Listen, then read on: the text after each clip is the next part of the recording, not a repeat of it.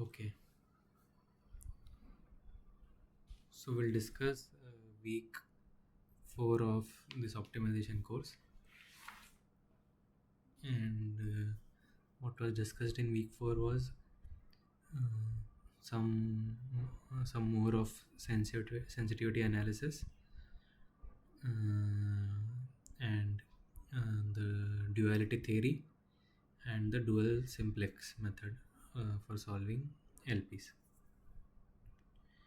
So we'll solve some problems related to these concepts. So I just taken some questions from that this book called Taha. Name of the book is Operations Research Taha. I think that is what is being followed in most of the content in the course. So these are some of the questions are that are discussed are some solved examples as well as some unsolved examples from the book. So let's look at this first question. So we have a word problem. There is a company Toyco which assembles 3 types of toys: trains, trucks, and cars, using 3 operations. Available assembly times for the 3 operations are 430, 460, and 420 minutes per day. So these 3 operations have these much time limits for each of them. And the revenues per toy, train, truck, and car are $3, $2, and $5 respectively. The assembly times per train for the 3 operations are 1, 3, and 1 minute respectively. 1 second, did I start the recording? I'm just checking. Yeah, I started it. Okay, so continuing. Okay, so we have this word problem where the company is manufacturing 3 types of toys. There's a constraint on for manufacturing the toys. There are 3 operations, and there's a constraint on how much time is spent on each of the operation. The revenue per toy is given, type of the toy, and what is the assembly time on each of the operation required for making each of the toys is given. For example, for making train, you require 1 minute of operation 1, 3 minute of operation 2, and 1 minute of operation 3. Okay. So we have to maximize the revenue basically. So if you write the associated LP, so let's say you have x1 trains, x2 trucks, and x3 cars. So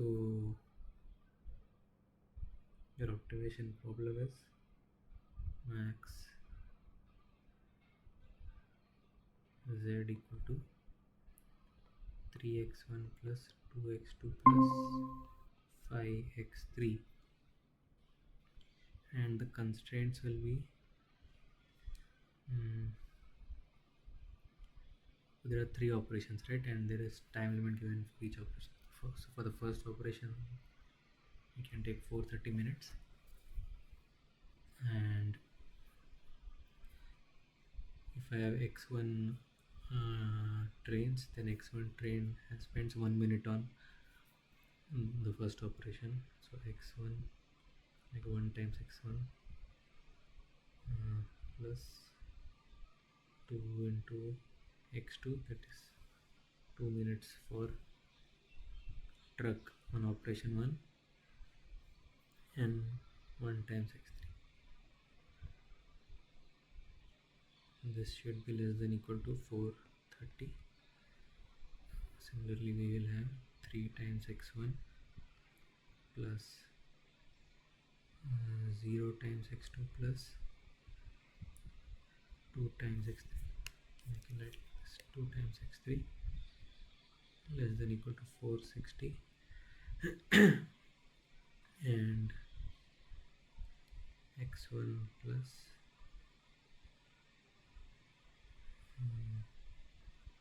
4 times x2 less than equal to 420. This is the LP, and of course x1, x2, x3 should be greater than or equal to 0, because there are number of trains, they can't be negative number of these toys. So there are different situations given. We have to see what happens in each of the situation. So first situation, suppose a toyco is increasing the daily capacity of operations 1, 2 and 3 to these many minutes. How would this change affect the total revenue? Okay, so we need to say if there is a change of the operation timings, then how would the revenue change? So first we need to compute the revenue, like what is the optimal solution for the initial problem before making these changes in the capacity of the operations. So we can use simplex to find that. We'll make this into the standard form.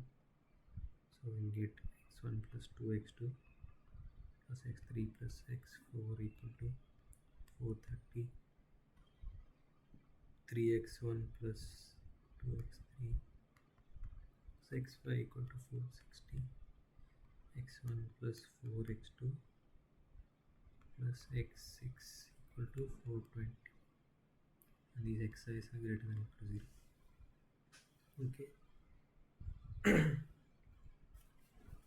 so maybe I'll skip the solving of the LP part and directly go to the final simplex tableau. This is a solved example, so I have the final simplex tableau in the book, so I'll just copy that here because we have already discussed how to do the simplex method, so I'll skip that.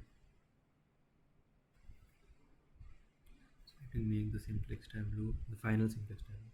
Okay, skipping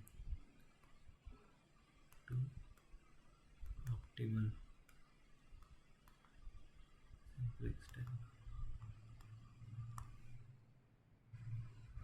So you will have, this will be your objective, right? That is 3250, 3250.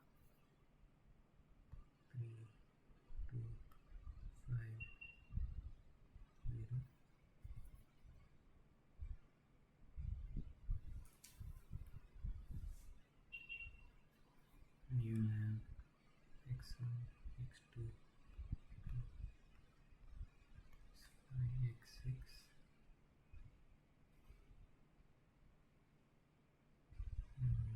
and b, xb, cb, right? Here you will have 1, 2, 1, and 0, 0. This enter and the optimal minus. Okay, so in that you have minus 1 by 4, 1, 0, 1 by 2, minus 1 by 4, 0, 3 by 2, 0, 1, 0, half, 0, 2, 0, 0, minus 2, 1, 1. Okay, and you have in your bases x2, x3 and x6.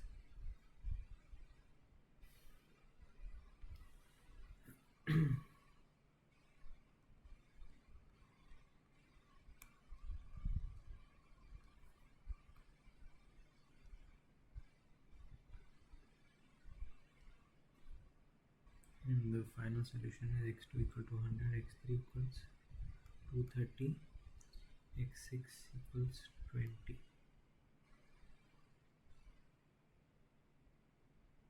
This is 250.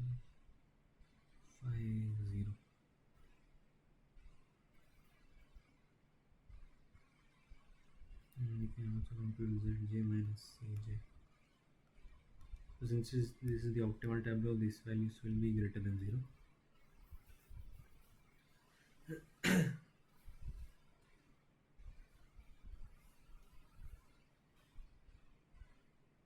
Okay, so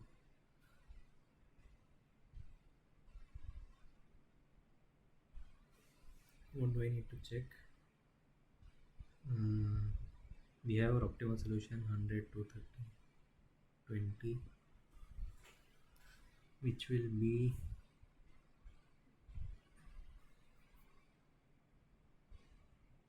it is some B inverse B, right? This optimal solution,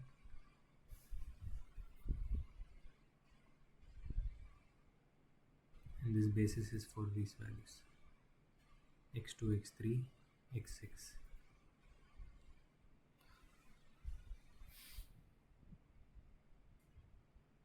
So the question that is asked is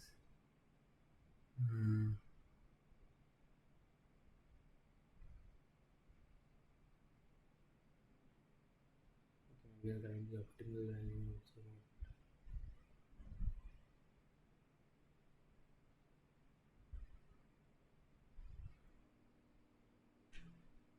The optimal solution that we get is z equal to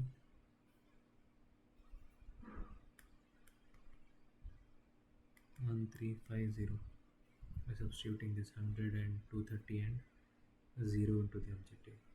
100, this will be 0, this is 100, this is 230. Now this thing, suppose the TICO is increasing the daily capacity of operations 1, 2 and 3 to 600, 640 and 590 minutes. So increasing the capacity of those operations means this right hand side will change.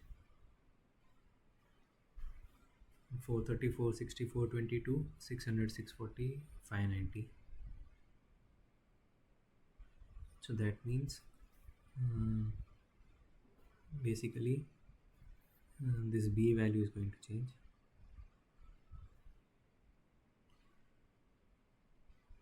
So if I change this B value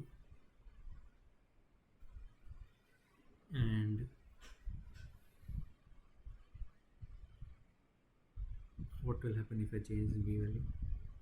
I just need to check whether the new XP star is still feasible or not, right? Because these values will remain same. Only here it will change, right?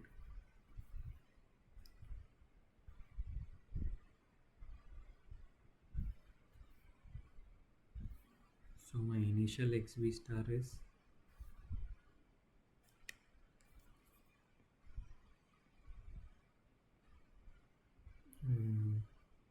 B inverse. So here B inverse is for the basis which is found by x2, x3, x6, and B inverse corresponding to that we will get from these rows, right? Because what we have basically done is when we do the simplex, we are basically doing Gaussian elimination method. So what was identity before?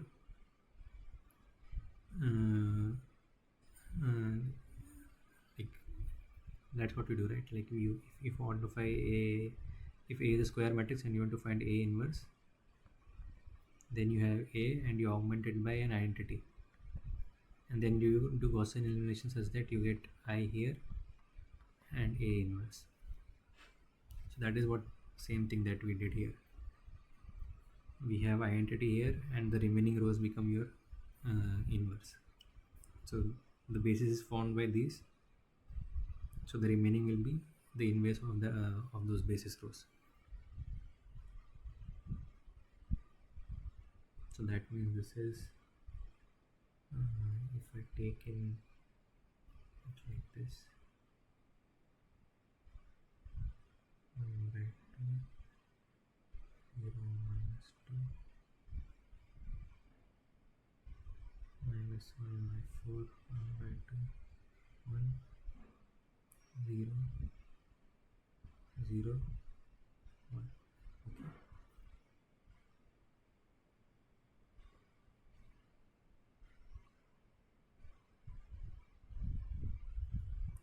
this row.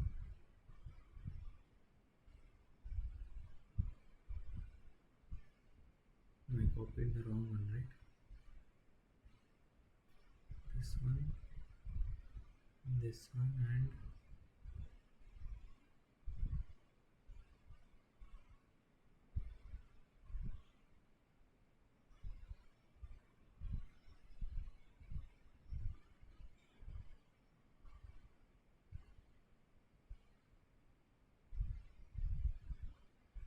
one it should be, right?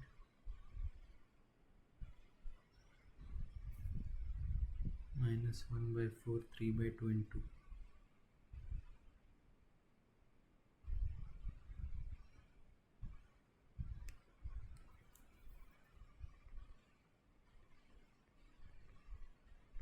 Okay, I think in the book they have written the wrong one. That's why I copied that, but I think there is a mistake in the book. This should be the correct one. This is the real B inverse, right? Because in my basis I have x2, x3, x6. So the others will form my B inverse.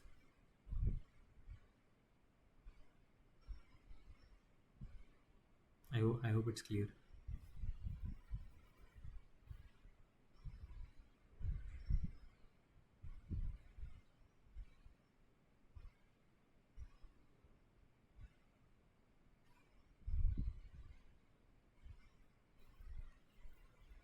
So then what do I need to do? I need to write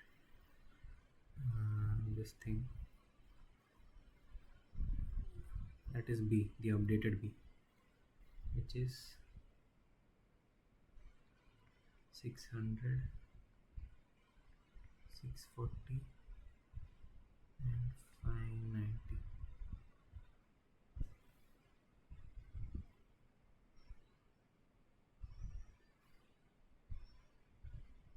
So if I do this, what do I get?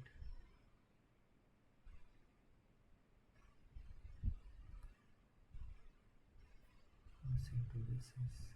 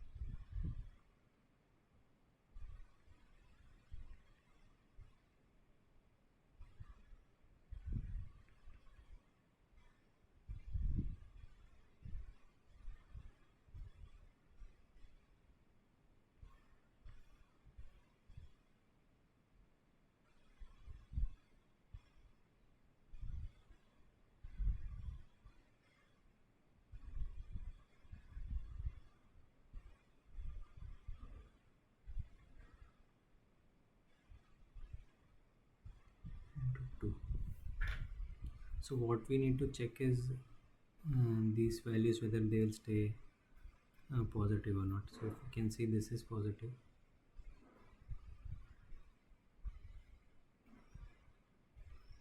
and this will be 590 into 2 will be something like 1180 plus 640 minus 1200, so that is also positive. And this one, 640 by 4 is, I think, into 640 plus 590 divided by 4, right? Which is 1230 by 4. So that is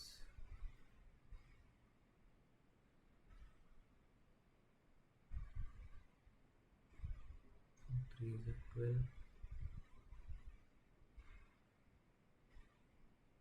307 point something. So this value will be negative.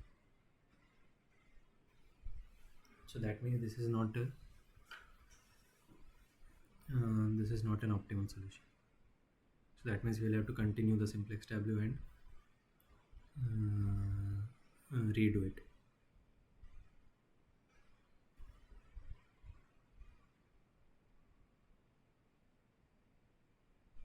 So basically we can continue from here also. All we need to change is, I think, mm,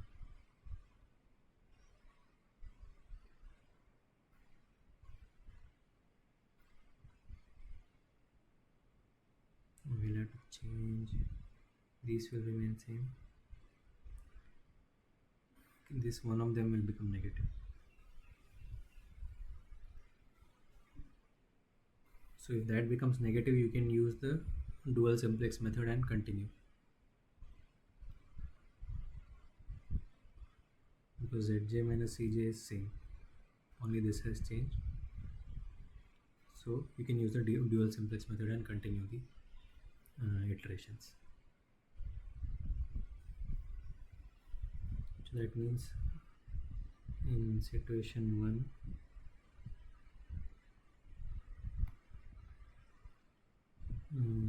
x v star becomes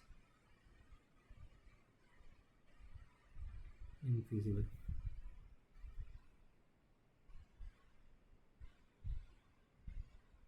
Okay.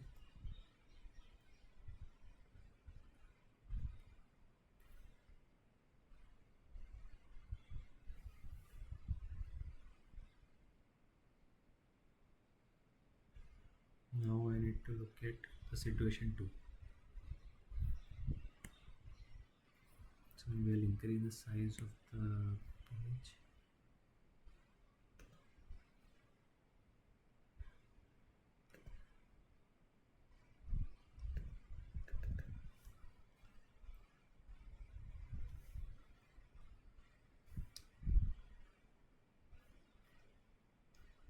Okay, maybe I'll move this down.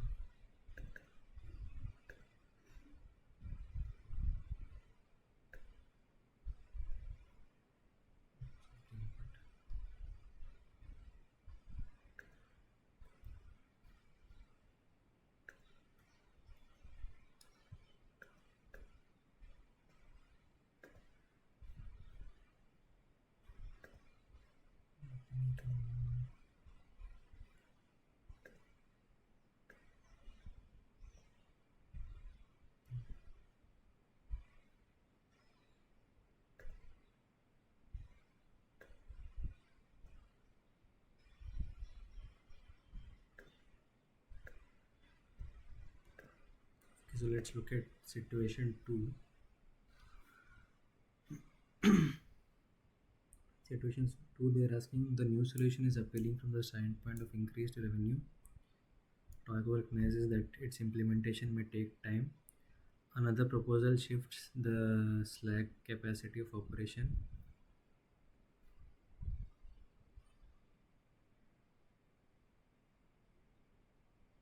Slack capacity of operation 3 x is equal to 20 minutes to the capacity of operation 1.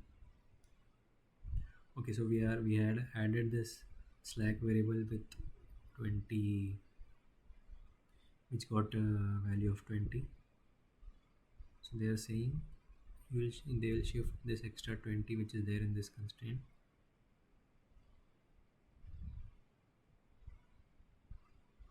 to operation 1.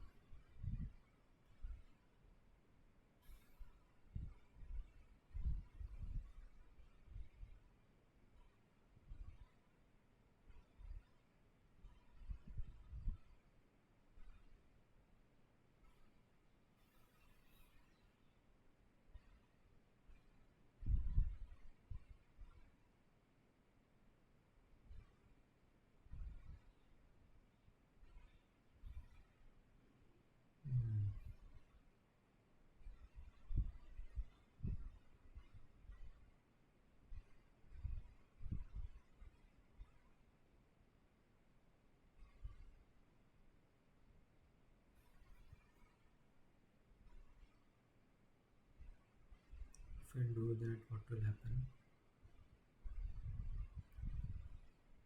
Okay, let's look.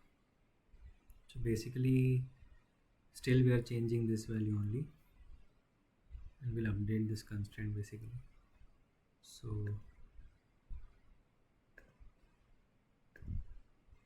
we have this.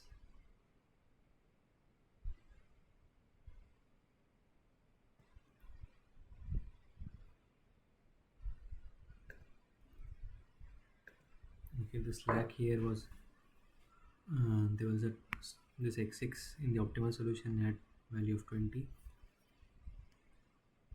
So they want to transfer the slack to operation 1. So that means you want here 400 and here 450.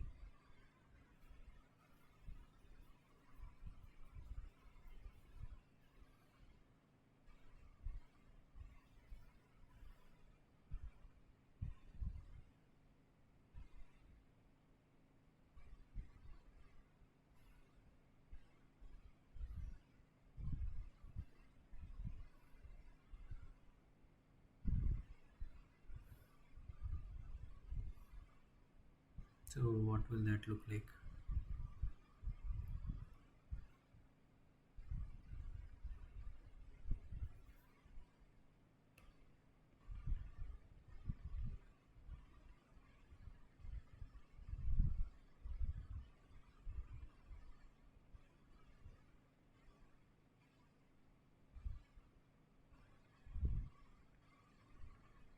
Just 400.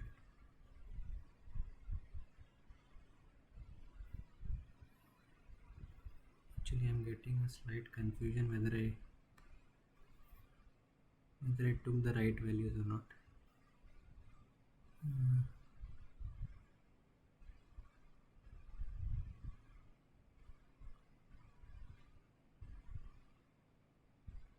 B inverse should be this only, right? Because in the book they have given a different B inverse, and in the case of the book, this the same optimal solution remains, but that B inverse seems incorrect to me.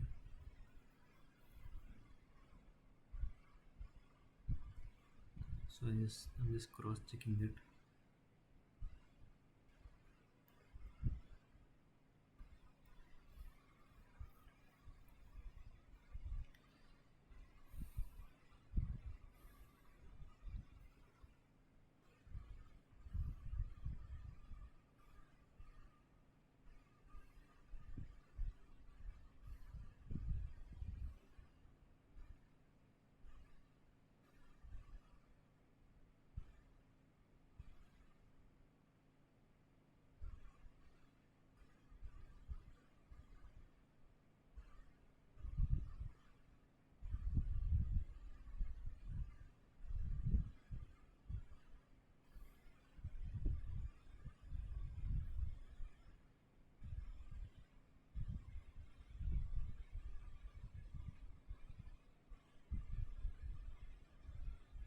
Okay, I think it looks okay.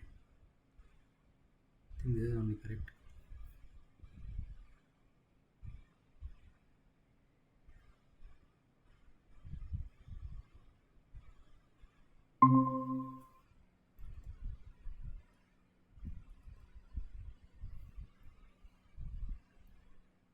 So we have x1,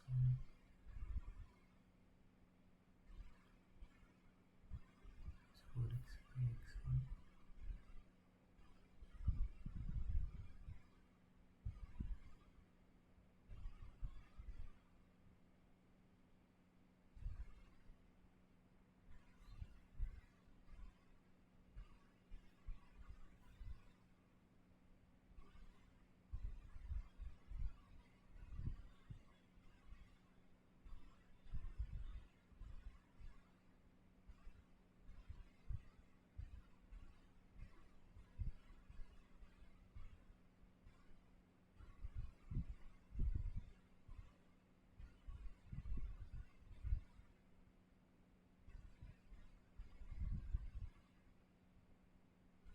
This seems correct only.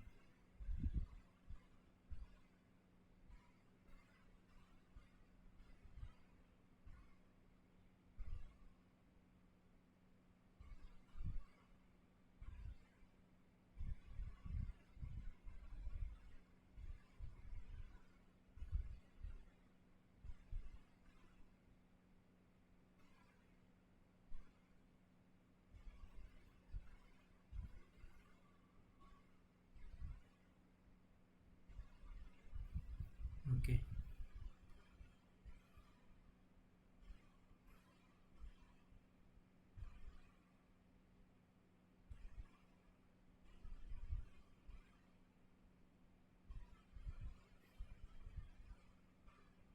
Okay, so let me continue on this one only. Mm, if you do this, what do you get?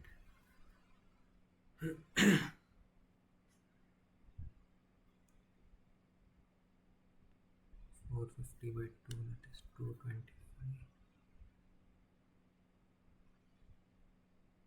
plus 460 by 4 is 115,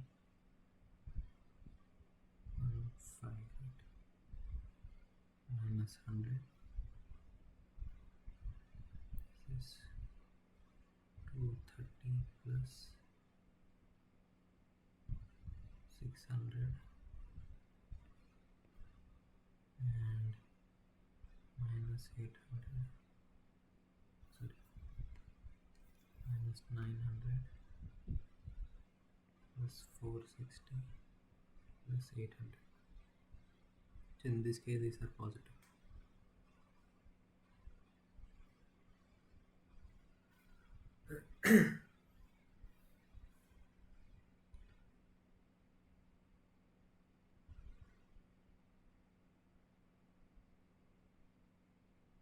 So the solution will remain same, 100, 230, 820, but the optimal value will of course change, right?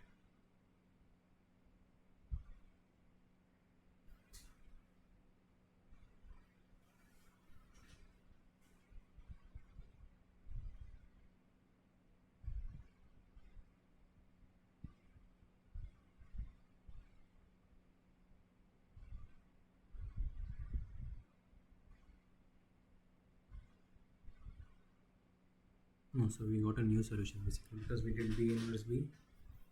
We got a new solution. So this solution, it will still be optimal, and we can compute whether it is increasing or not. So this is how much? 225 plus basically 125 plus 15 is 1240.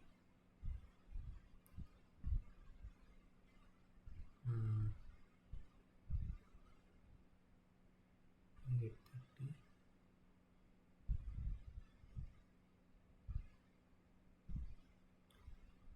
360. So these values have increased. Before they were 100, 230, 20, now 240, 830, 360.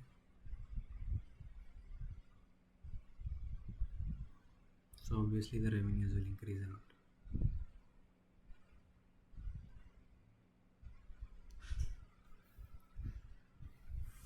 Okay, let's look at the next one.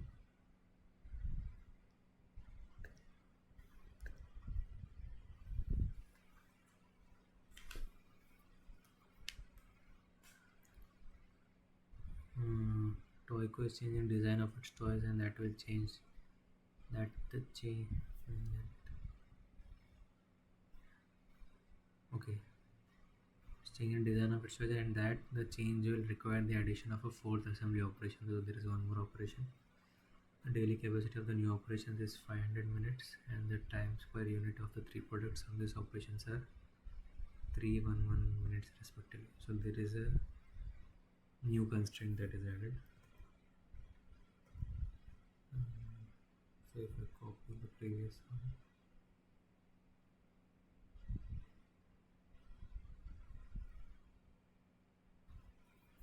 and this,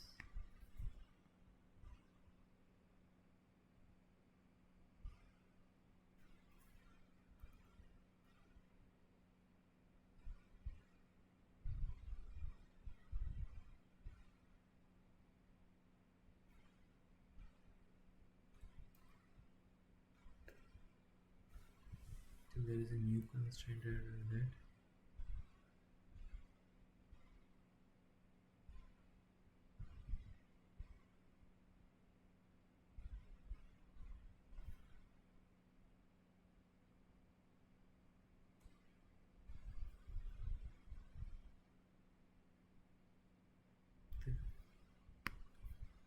3x1 plus x1 plus x3 less than equal to 500.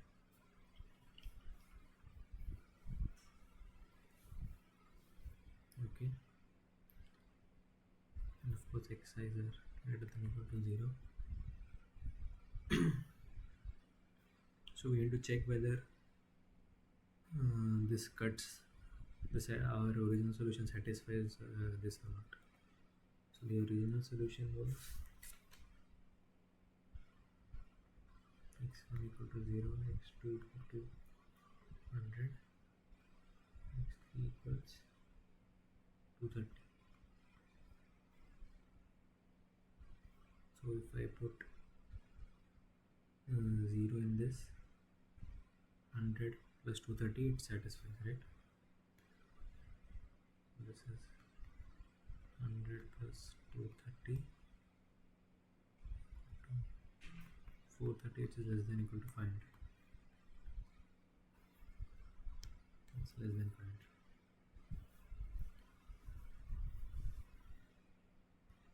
So in situation 1, it will remain same.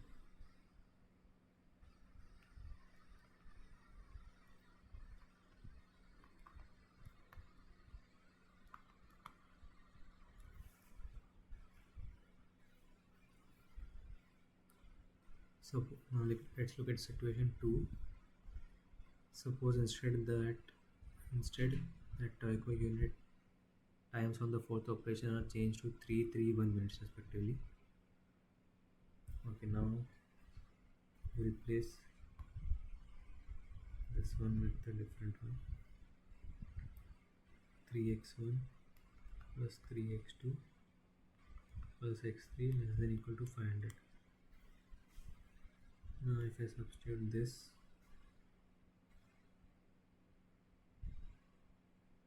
is x1 is 0, so I have 3 into 100 plus 230, which is equal to 530, which is greater than 500. So this violates.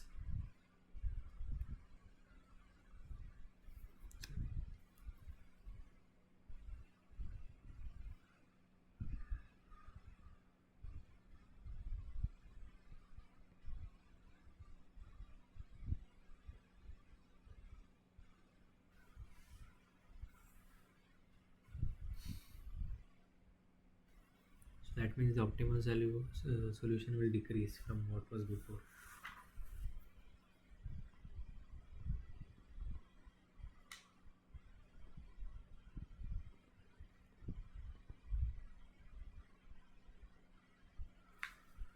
Because this new constraint is chopping off our optimal solution from the feasible region.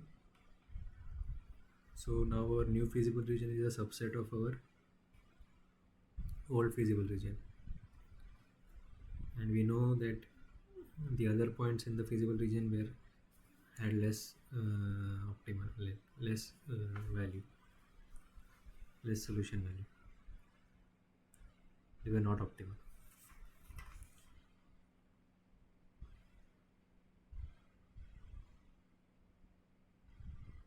Okay, so this, to improve the design, you add a extra operation, but that is coming at a cost.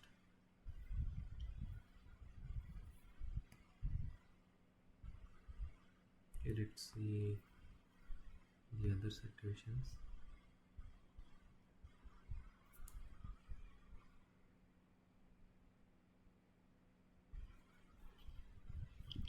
So now in the Toico model, suppose the company is instituting a revised pricing policy to meet the competition. The new unit revenues are 2, 3, 4 for train, truck and car. So now our objective has kind of changed. The unit revenues have changed. So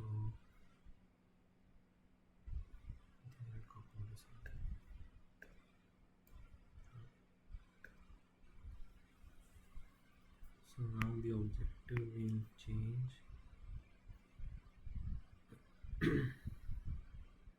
to 2x1 plus 3x2 plus 4x3.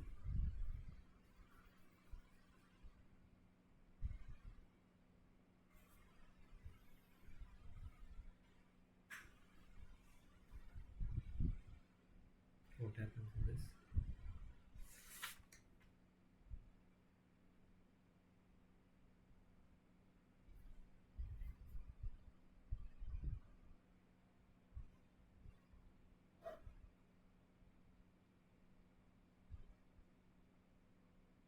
If I change the objective, I need to check Zi minus Cj, right?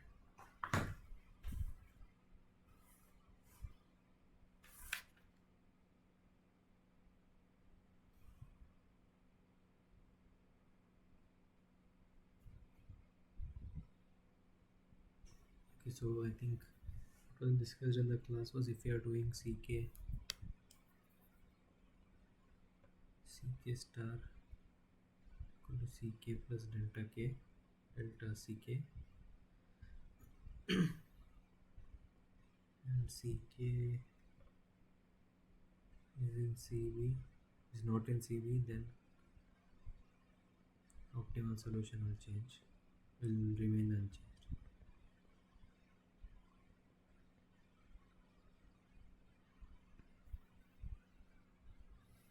So in this one, if you see, all three we are changing, although x1 is not in the basis. So if we're only changing on the coefficient x1, then the optimal solution would have remained unchanged. But we're changing the others also. For the others, we need to see what happens.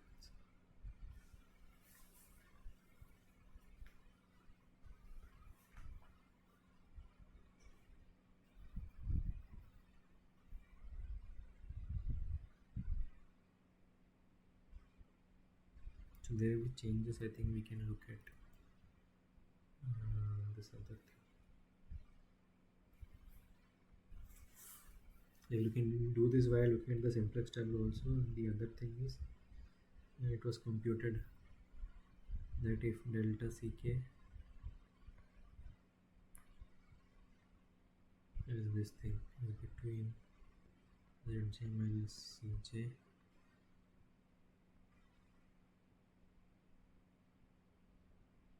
and kj less than 0,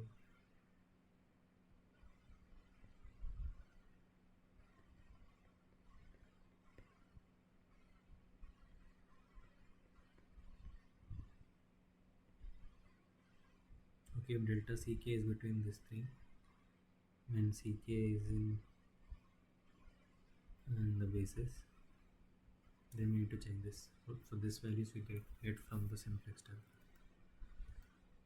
which I'll just copy from the previous.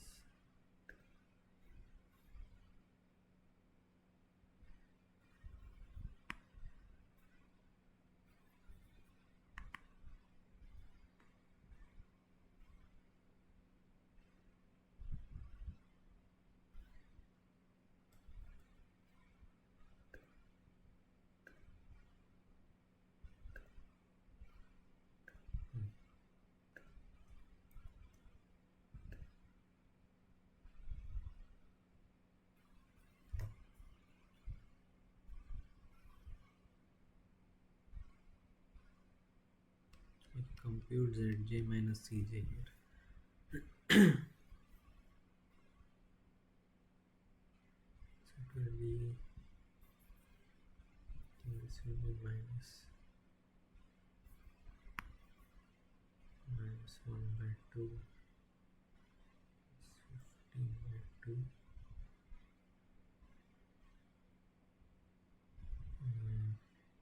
minus 3, which is 7 minus 3, which is 4.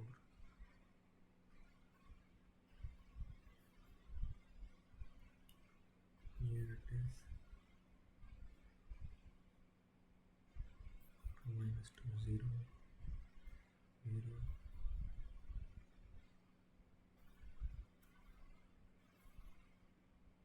This is 1, and this is minus 1 by 2 plus 5 by 2. This is 0.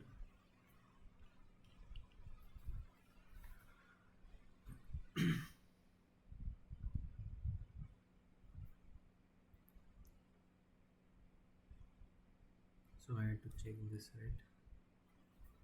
I need to check this thing.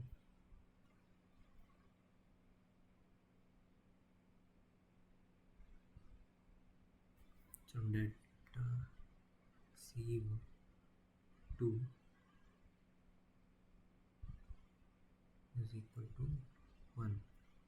Okay, from 2 it became 3.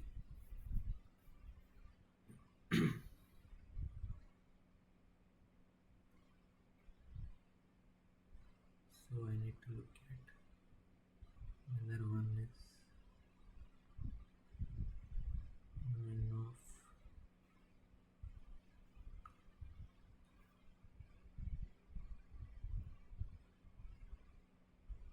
okay, I'm looking at this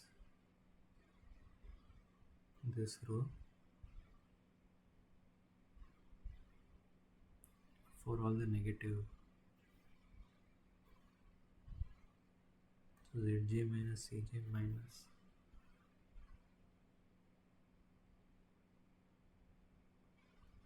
minus 4 by minus 1 by 4 and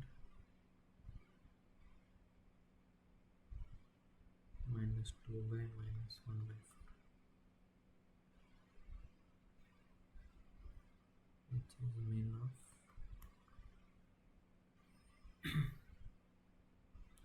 16 and 8. So basically 8. Okay, this side is satisfied. Here I have to look at the max, which is between greater than 0 is this and this.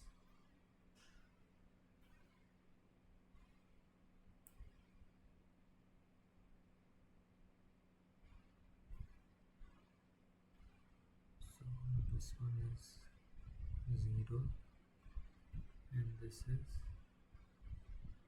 1 by 2. Oh, sorry, 1 divided by 1 by 2. 1 divided by 1 by 2, which is 2, is equal to 2. So it's not between 2 and 8. Okay, delta C1 is not between 2 and 8 because delta C1 is equal to 1.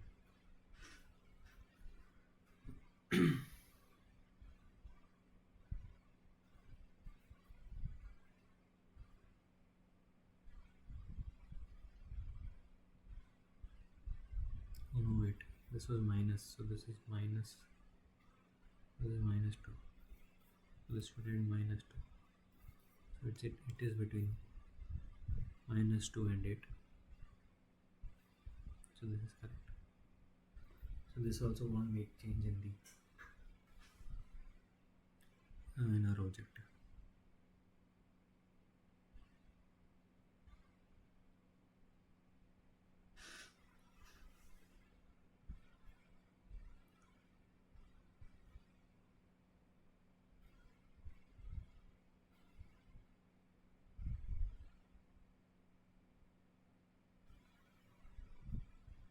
Like optimal solution won't change because of this.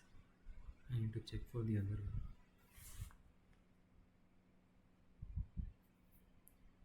Delta C3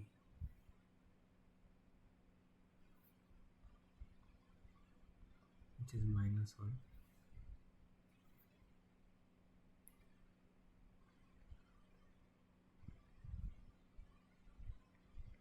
So look at min. So now I'm looking at this. And there are no negative valued. There is no negative valued this thing here. What does that mean?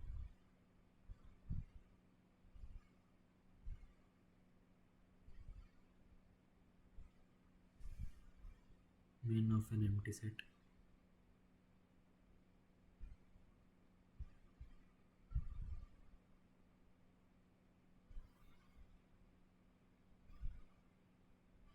I'm not actually sure. Let's look at the max thing. Can assume this is infinity, I guess.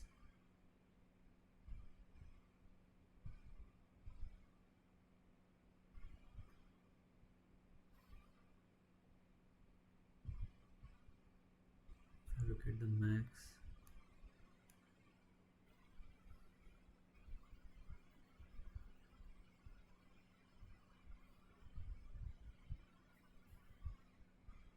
you have these.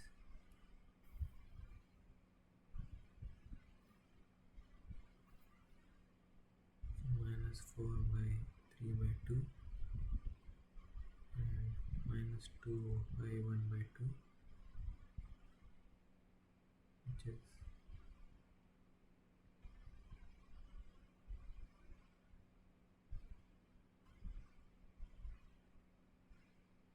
actually here it was 0 and this, so this will be 0. The max is 0.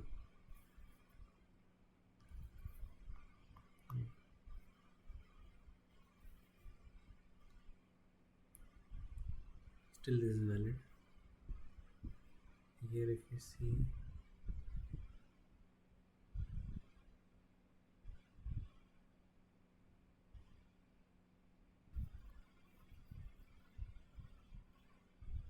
I should open this also, right?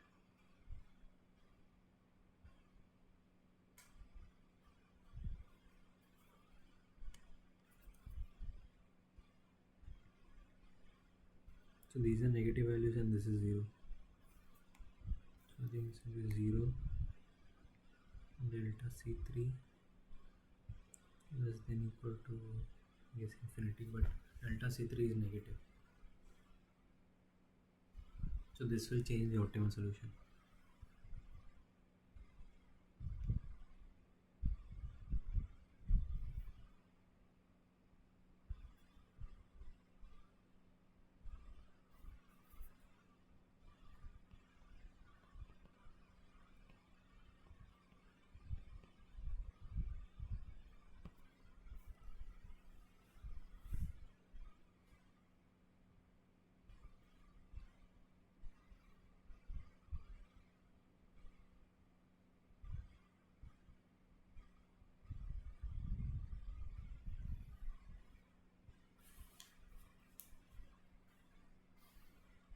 So in the book, mm,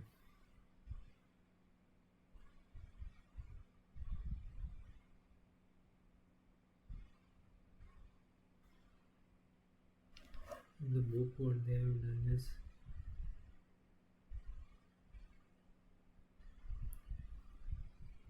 they are computing the dual variables, but I think that is not taught yet.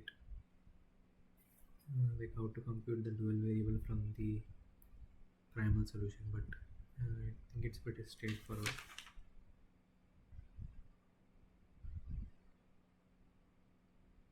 And maybe we'll discuss in the next class. Let's look at the second situation.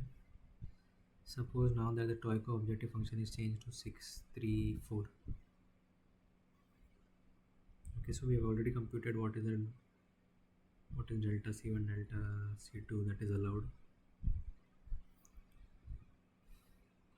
So delta C1, because it's not in the basis, so anything that you input there seems to be valid.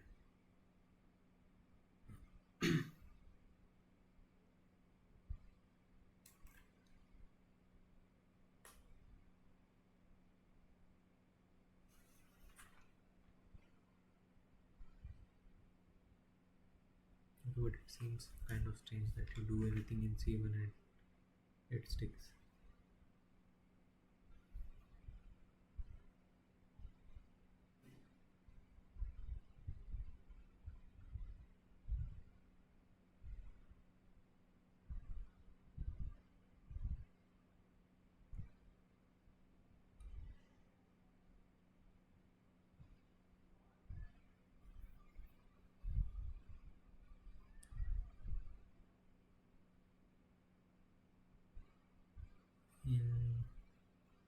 this, I think the delta is 0, and here also the delta is 0.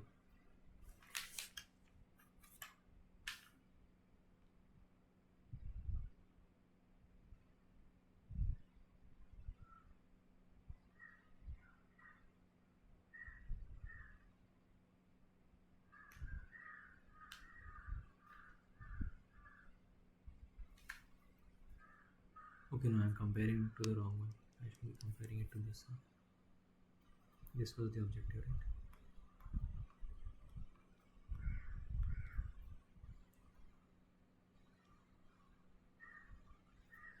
So delta ck here, c3 is 1 and delta c2 is 1. So delta c2 equal to 1 we have already checked.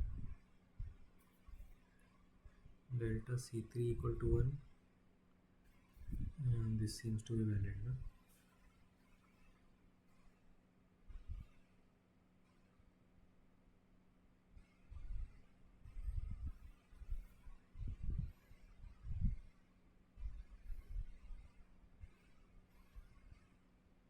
And this also looks valid, but I don't know, I'm getting confused because in the book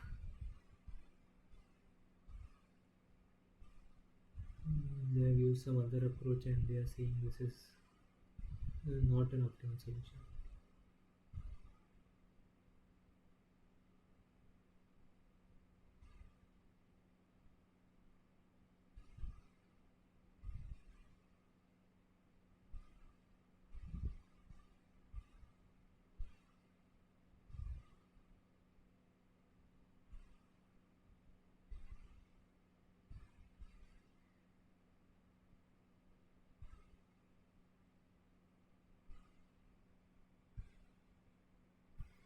It's kind of confusing.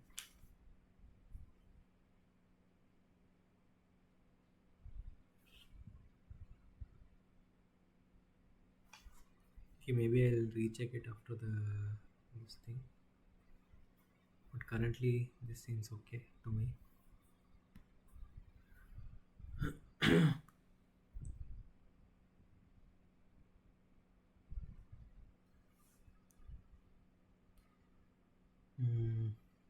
Okay, same setup.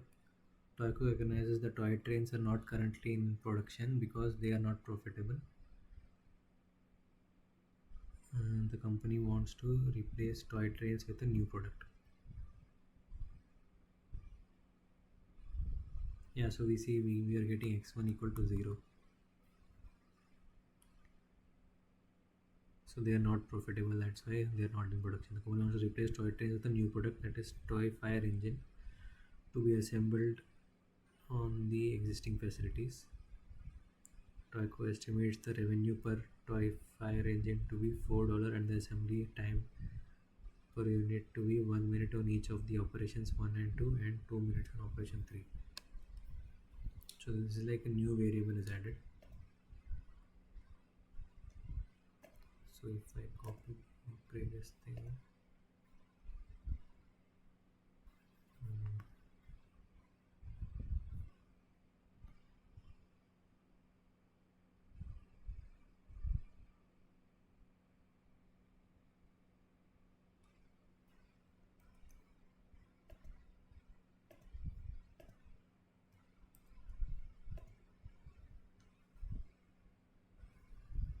okay, we are adding a new variable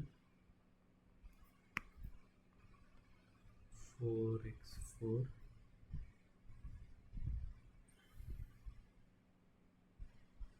and a new constraint was it. Here we will add that. That's fine.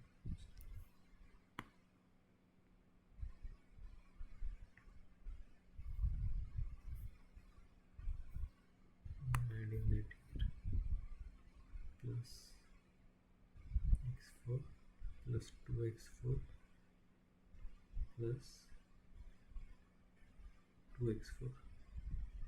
No, sorry, 1 minute each on operation 1 and 2 and 2 minutes on operation 3. So adding a new constraint Adding a new variable.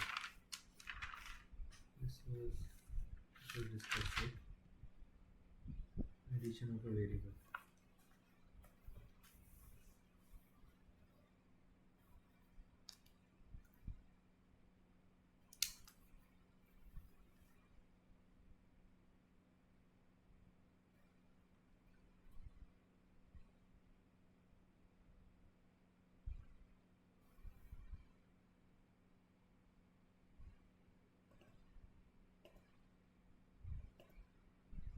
Let me copy this.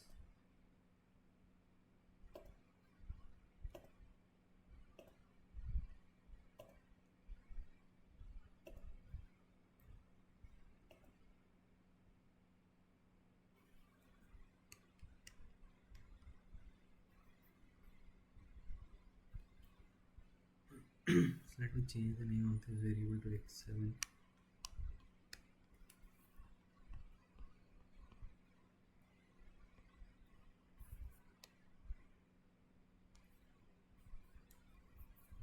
X0.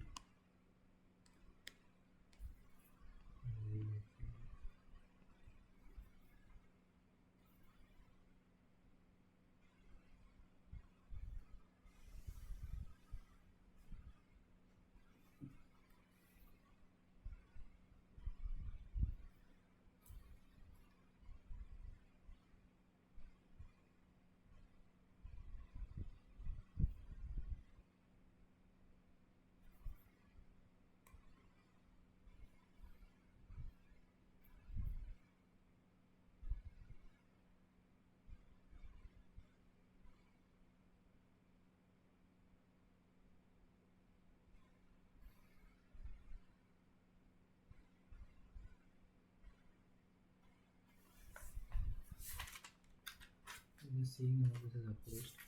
I also forgot.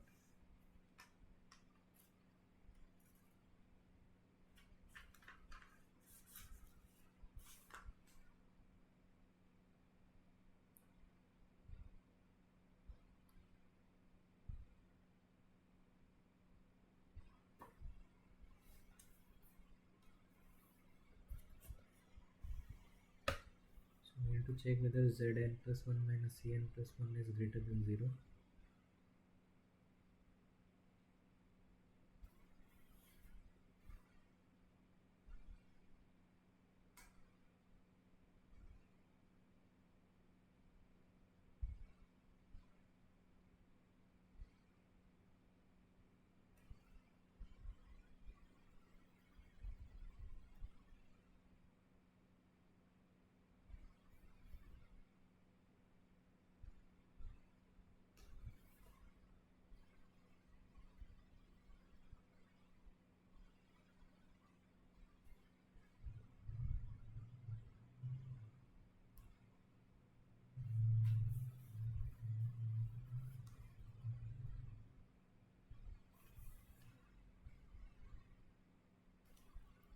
Mm.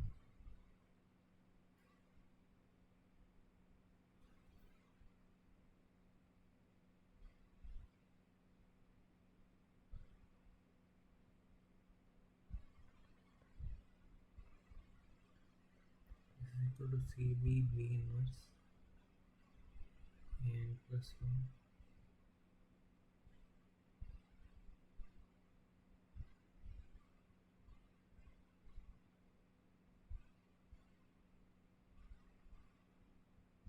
minus cn plus 1.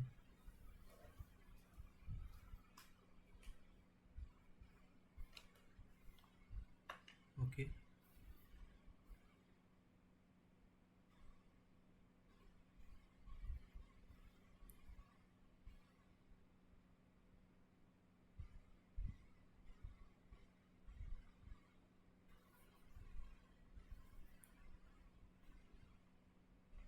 So this will be 250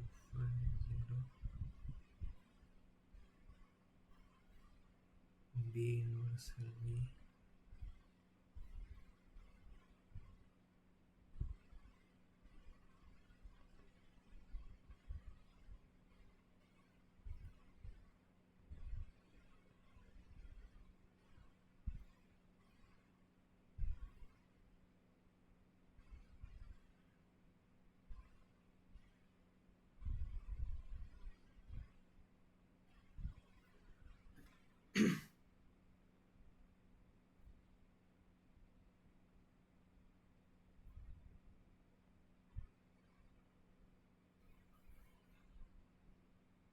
Okay, somewhere there should be a transpose. Yes, it's here. So this gives you minus cn plus 1. This gives you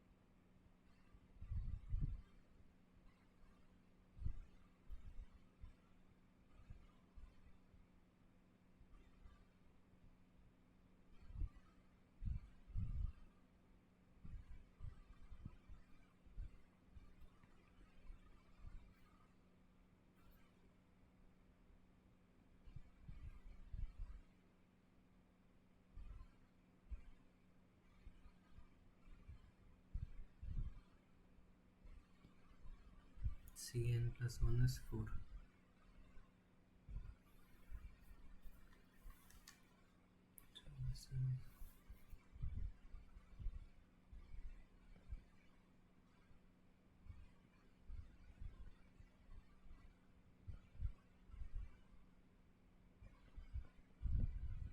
So this is greater than 0.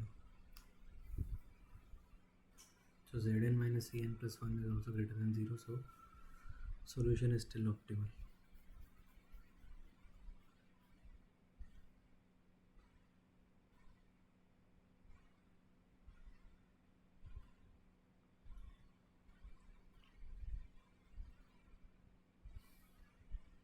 So what does that mean?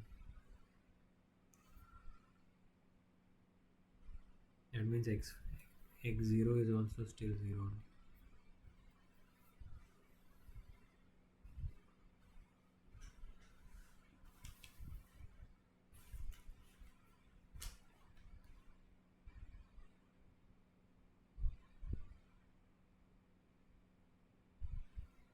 But in the book again it is different. I think that is because of this basis matrix which they have chosen. Either I am doing it incorrectly or the book it's done incorrectly. And I need to check that. I am not sure. Okay, maybe I'll try to clarify it in the next thing. And you should also check it if I have done correctly, and if I have done it, you can inform me.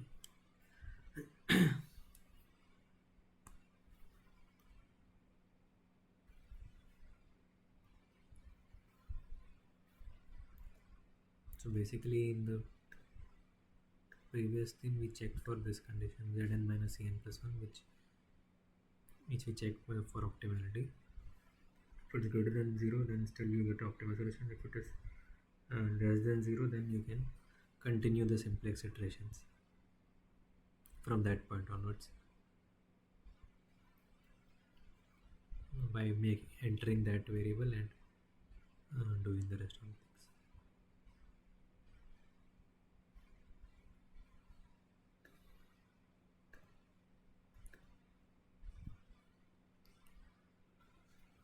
Okay, so this is some true or false thing which is related to duality. The dual of the problem yields the original primal. So if you recall the primal, consider canonical form, minimize such that ax greater than equal to b, x greater than 0, and its dual is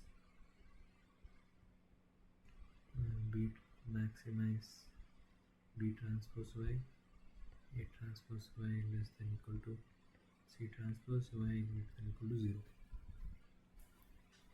This is the dual. So this is a interesting property that we have for LPs, that for a given primal in this form there is a unique dual which is another LP,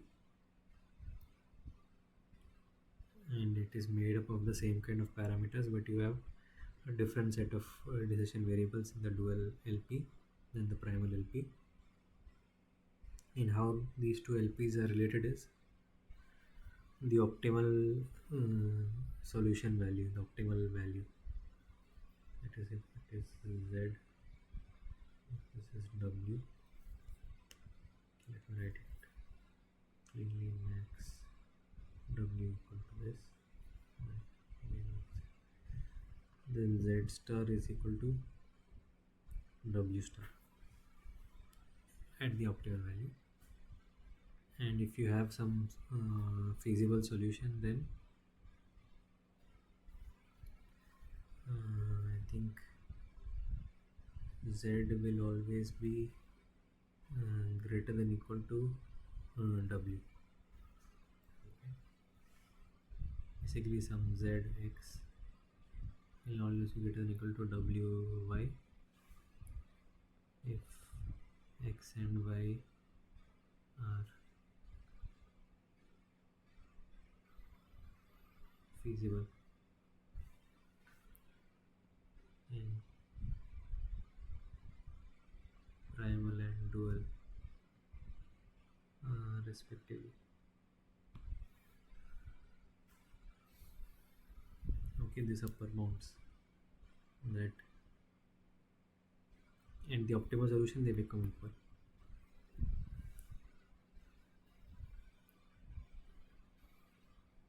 Okay, and the dual of dual is primal because this is also an LP, and you can rewrite this basically. Max, you can make a minimization problem. Minimization minus W equals minus P transpose Y minus A transpose Y less than equal to, sorry, greater than equal to minus C transpose. Okay, and Y greater than equal to. So this is the canonical form that we have here, and if I have to write the dual of it, I'll get maximize minus C transpose X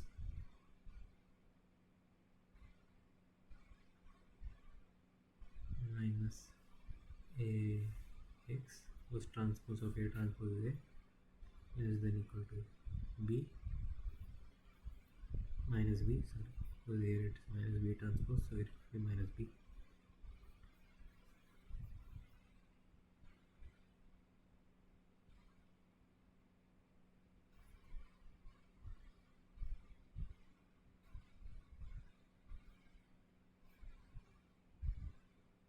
And what else?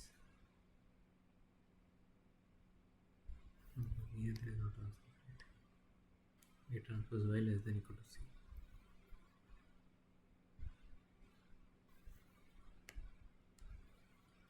And this is X greater than equal to 0. So this is basically min C transpose X, AX is AX greater than equal to B, X greater than equal to B.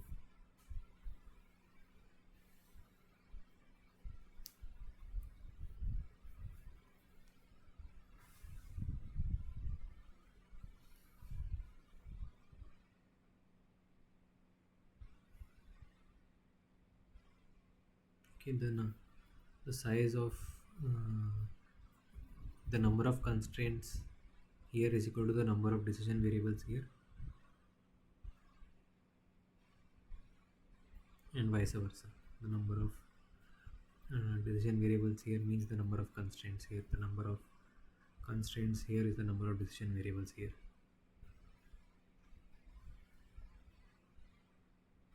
So this part is true.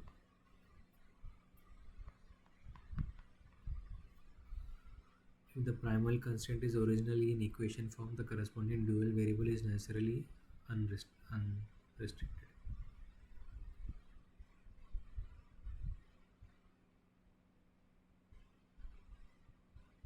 So basically what they're saying here is that if there is some, let's say you have C transpose X and some C X dash, C dash X dash, let's say, and A X equal to B and some A dash X dash equal to B dash. Okay, X greater than equal to 0, X dash greater than equal to 0. And what is the dual? So this constraint you can rewrite as A dash X dash greater than equal to B and A dash X dash minus A dash X dash greater than equal to minus B. And if you rewrite it in like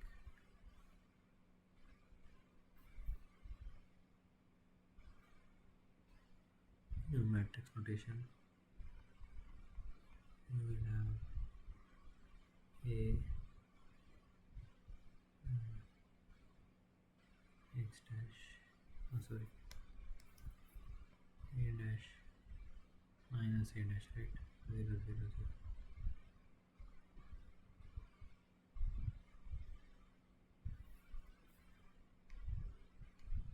Like this.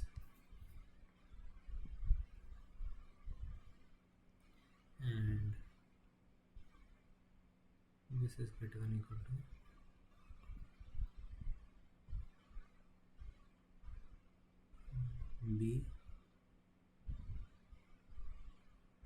B dash minus B dash.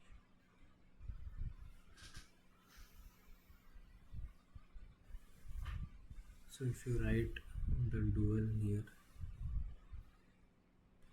you will have B transpose. Okay, I forgot to write BX.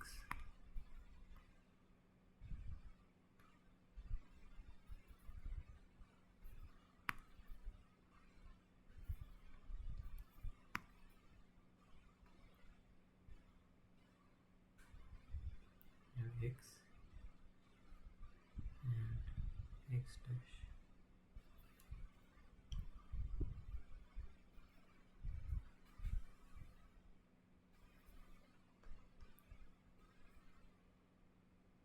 Something like this, right?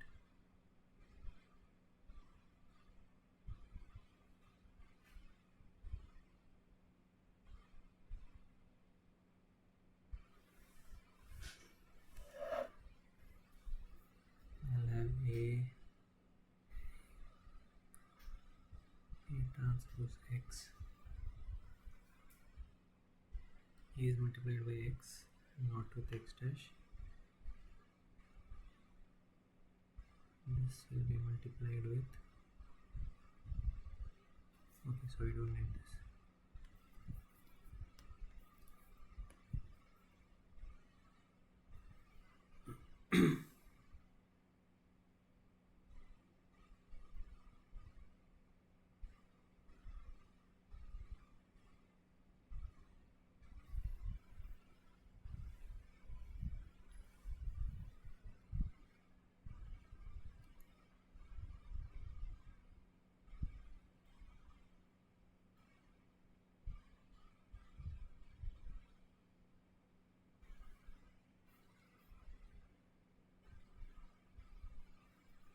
Now we will take the dual of this.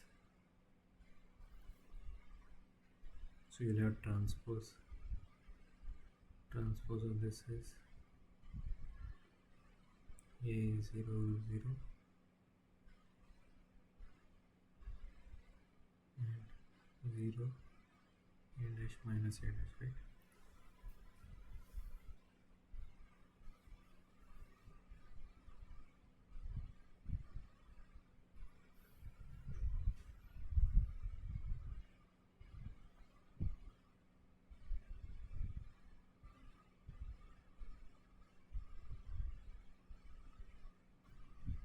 So this is transposed.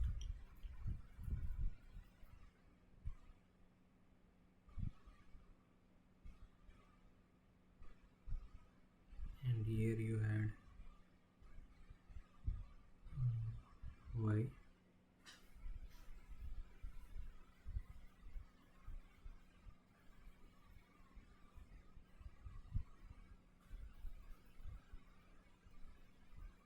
what about this constraint?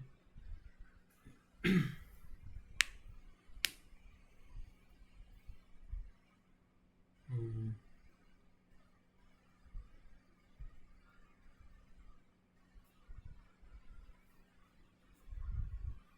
I think I should have written this more clearly. Now I got confused.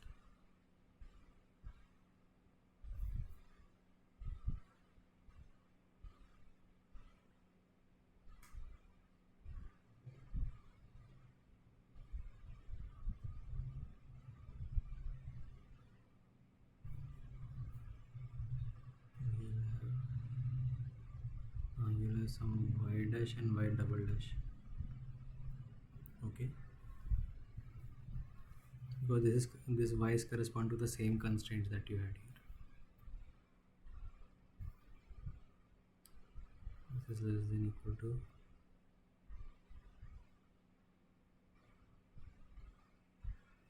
c and c.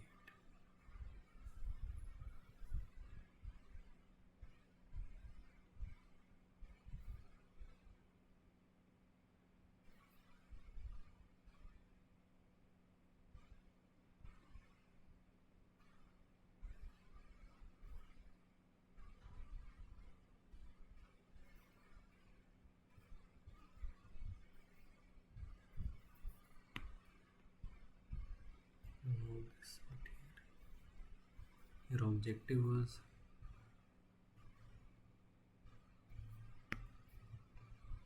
B transpose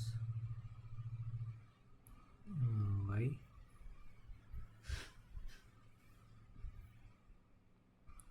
plus B dash y dash minus B dash y double dash, and y dash y double dash greater than equal to 0.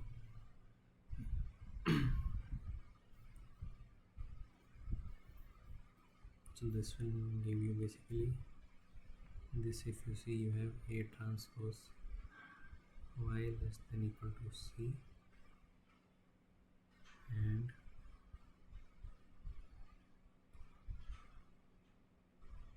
A dash y dash minus A dash y double dash less than equal to c dash.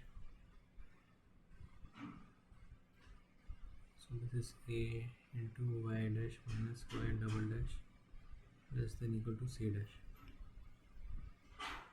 and here also you have the same thing. B transpose y plus B dash into y dash minus y double dash.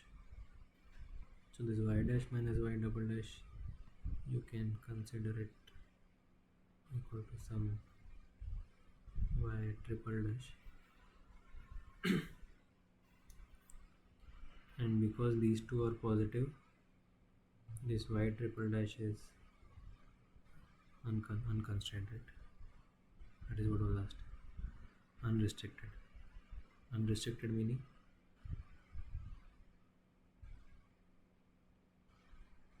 it doesn't have the constraint that should be greater than equal to 0. Okay, so this is also true.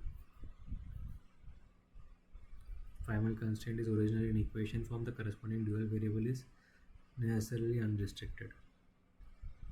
So we had this equality constraint. Corresponding to this equality constraint, now we have a dual variable y triple dash which is unrestricted.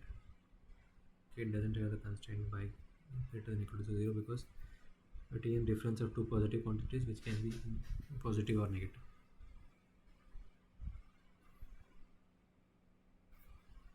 This is also true.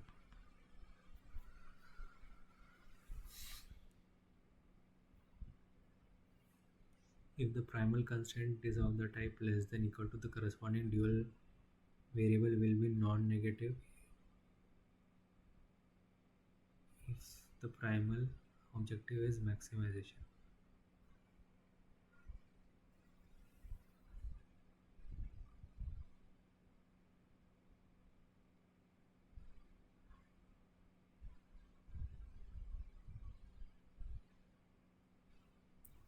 True. Hmm. So what does this mean? If the primal constraint is of the type less than equal to 0, so that is like this is the primal, right? Mm, the corresponding dual variable will be non-negative.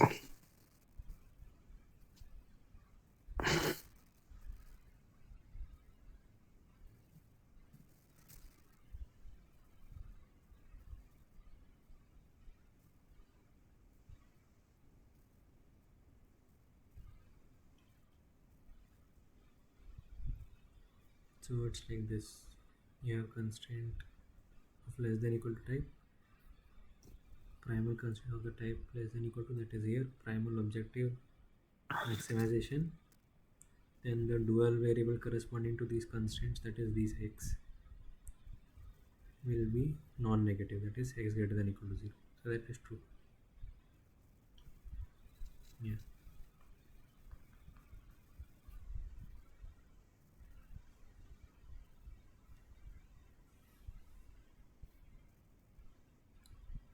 And the bracket part is basically if the dual variable will be non-positive if primal objective is minimization.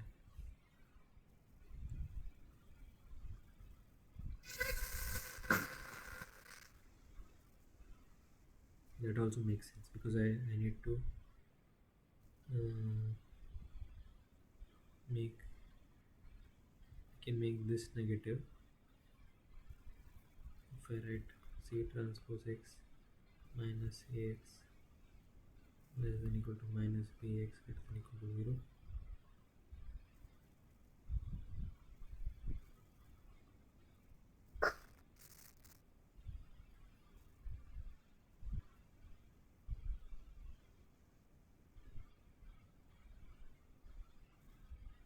And it's also negative.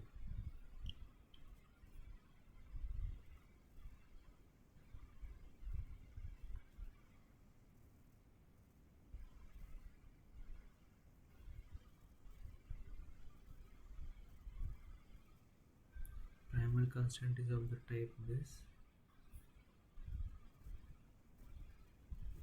Dual variable will be non-positive if primal objective is maximization.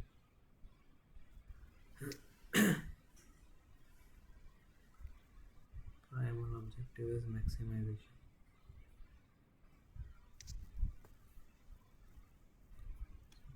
Maximization.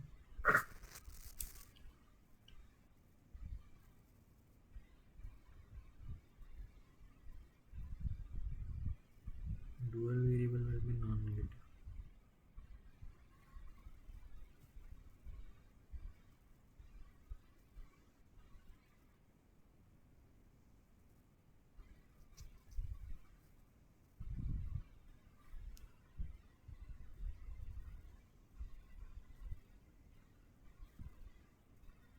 I think I'm interpreting it something differently.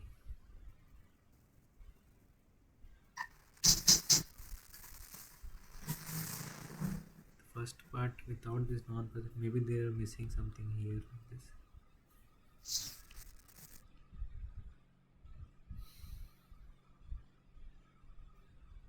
Primal first part seems okay. Primal constraint is less than equal to type.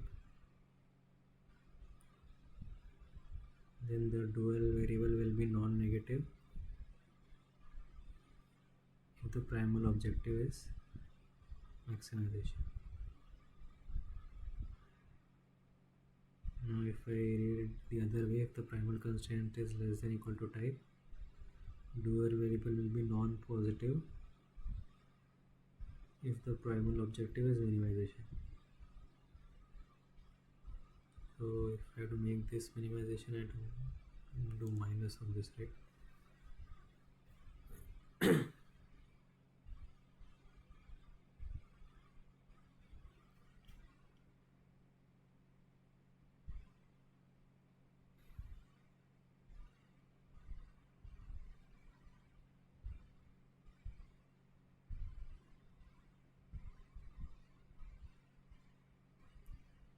How will that make it?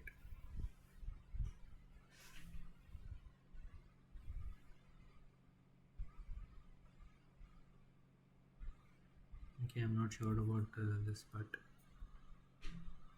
but the other part is true. Okay, the second D1 also looks on this. If the primal constant is of the type greater than equal to, the corresponding dual variable will be non-negative if the primal objective is minimization. So primal constant is of the type greater than equal to, the corresponding dual variable will be non-negative if the primal objective is minimization. That makes sense. But this bracket part is slightly confusing.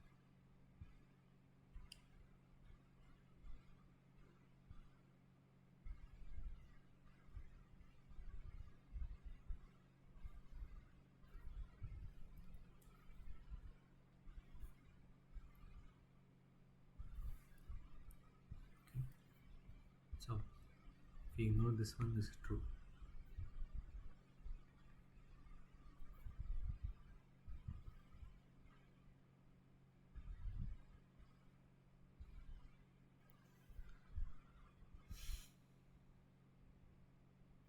Okay, let me look at it once again. If I have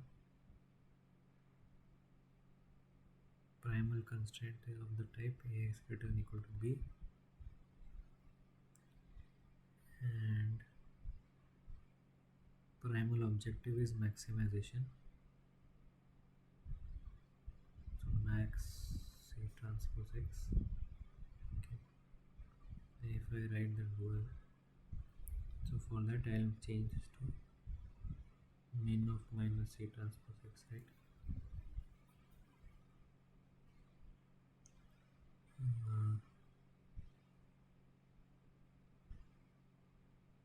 Then what will I get? And dual will be max B transpose Y, A transpose Y less than equal to minus C, Y greater than equal to 0. So then I can absorb this minus, I guess.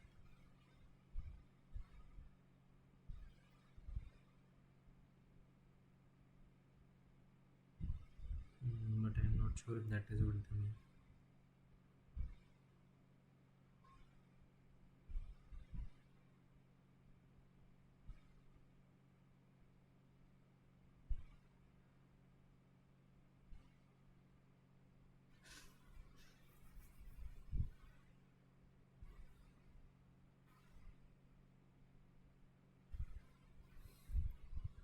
Okay, let's look at E. An unrestricted primal variable will result in an equality dual constraint. Unrestricted primal variable. That is something that we saw here, like unrestricted primal variable, equality dual constraint, because this is the dual of this primal. Unrestricted dual, equality primal constraint. So this is also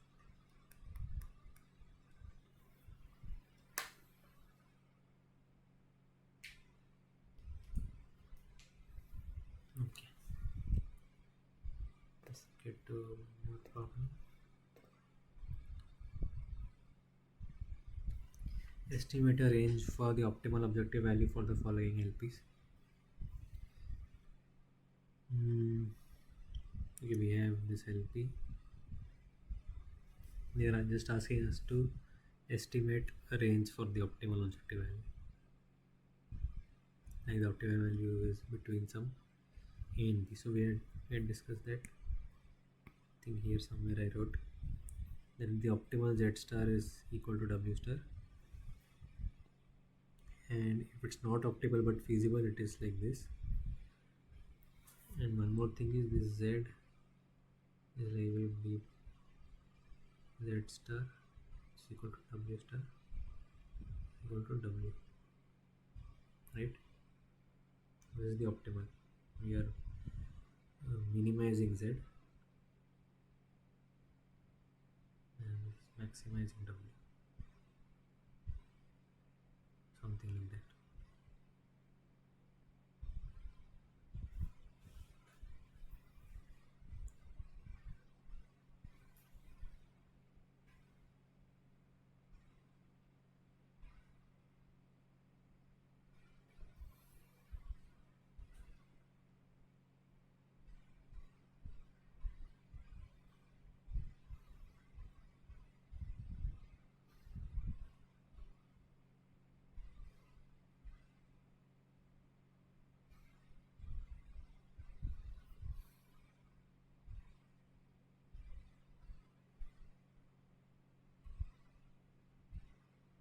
So what we'll do is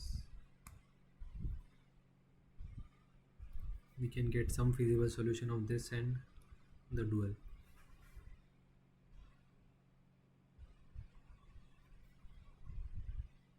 So if I write the dual for this, it will be 3y1 plus 2y2, and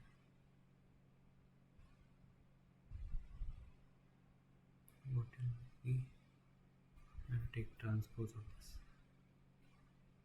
So 1y1 plus 2y2 less than equal to 5 minus 1y1 plus 3y2 less than equal to 2y1 y2 greater than equal to 0. So let's say I put x2 equal to 0, and then I get x1 greater than equal to 3 or x1 greater than equal to 5 by 2. So x1 equal to 3 and x2 equal to 0. This is feasible, right? If I put that in my objective, I get z equal to 15.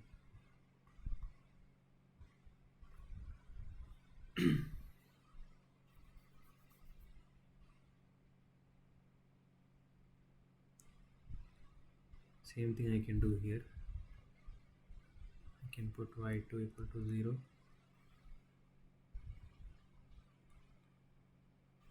I'll get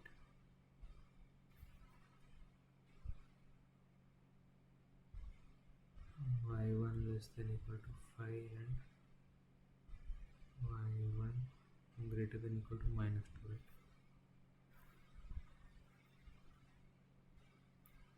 So I'll choose the, here the problem is maximization. So I'll choose the max value of y, that is 5.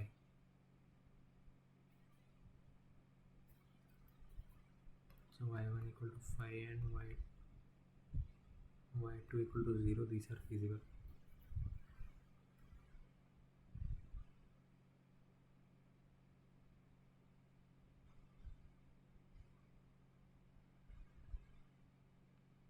And then my w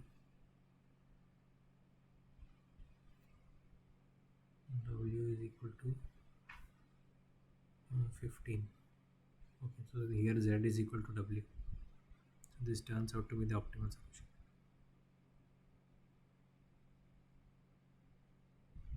It's not that, but if I would have got some other value, got lucky and we directly got the optimal value. For instance, I could have put 0 0 0 0 here. That is also feasible. Then w is equal to 0. The optimal solution is between 0 and 15, and that is true because optimal is 15. I think it should be between 0 and 15. Optimal solution is 15. But in this case, we got the optimal solution, so that's okay. Next question is, if in problem this 17a, let y1 y2 be the dual variables, determine whether the following pairs of primal dual solutions are optimal. So we already found the optimal solution, that is 5, 0 and 3, 0, which is given here. You can check the others also. So if for a, the z I get is 15 plus 2, that is 17, and w I get is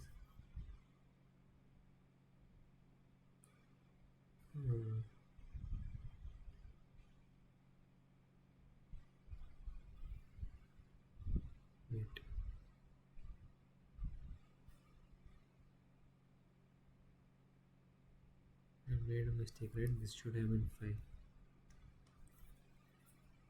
5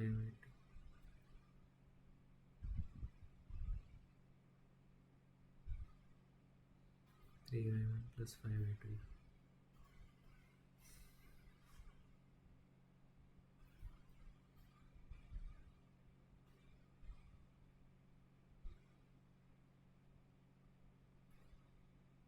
So here it is y1 equal to 4, y2 equal to 1. So I think this whatever we did here is correct only, because y2 we had put 0. Let me look at this one. This is 17, is correct. Y1 equal to 4, y2 equal to 1. 4 3 is 12 plus 5, that is 17. Okay, so this seems like this is more than this,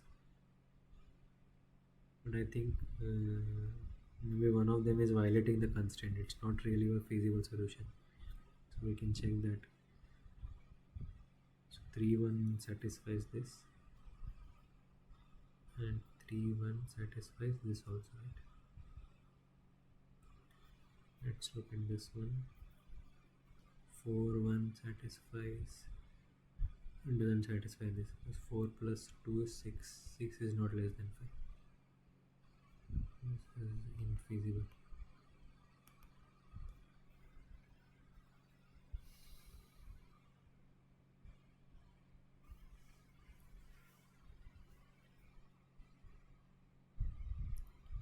If you look at this, we have 4 1, that is 20.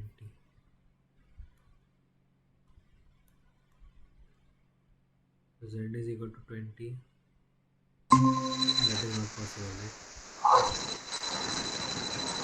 That is possible. It won't be optimal. So then optimal is 15.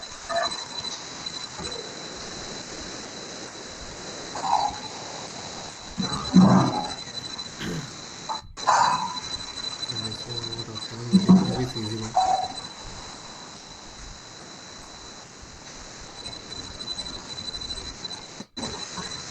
Actually, it's 20 plus 15.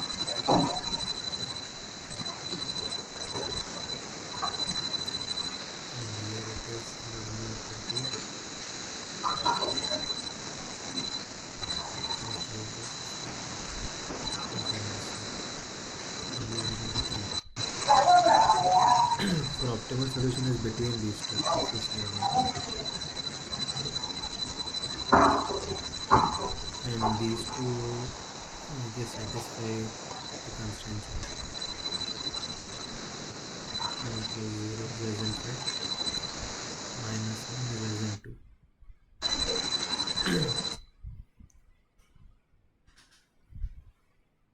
So this is feasible,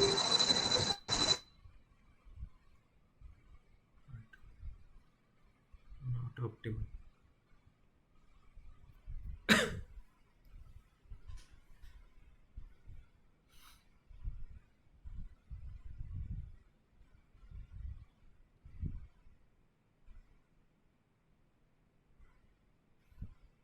Okay, so initially we could have made use this to estimate the range of the optimal objective value. That is, optimal objective value is between 3 and 22.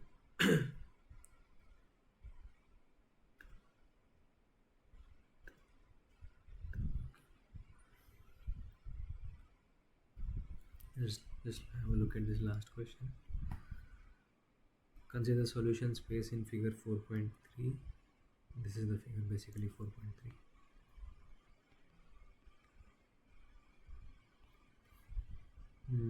Where it is desired to find the optimum extreme point that uses dual simplex method to minimize z equal to 2x1 plus x2. The optimal solution occurs at f equal to 0.5, 1.5 on the graph. This is the optimal solution. And the objective is this, z equal to 2x1 plus x2. So Can the dual simplex start at point A? So there is a point A.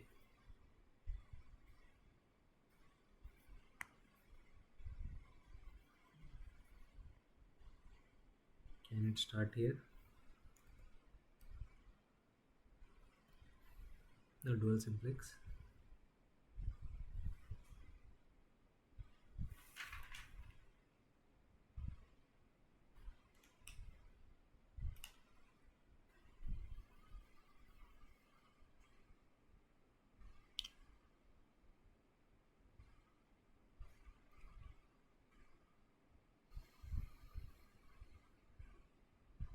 So in dual simplex method, you start from a infeasible,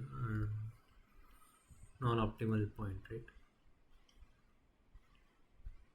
The dual simplex ends when you reach a feasible solution, and that is the optimal point.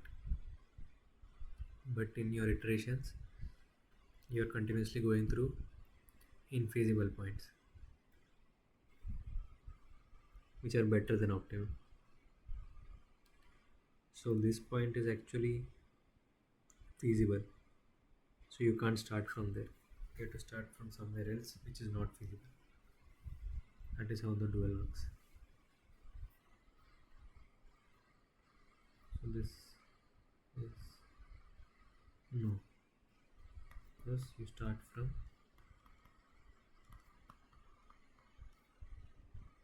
infeasible point in dual simplex. Okay. So if you look here, they are given us some infeasible points. These B, K, J, I, H. So let's look at the second part. If the starting basic infeasible but better than optimum. Yeah, so we start with an infeasible or better than optimum solution. The starting basic solution is given by point G. Yes, G.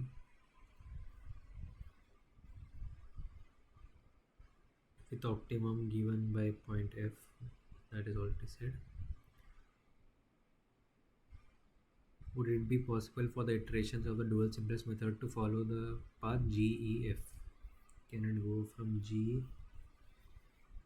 E sorry GEF? Is that possible?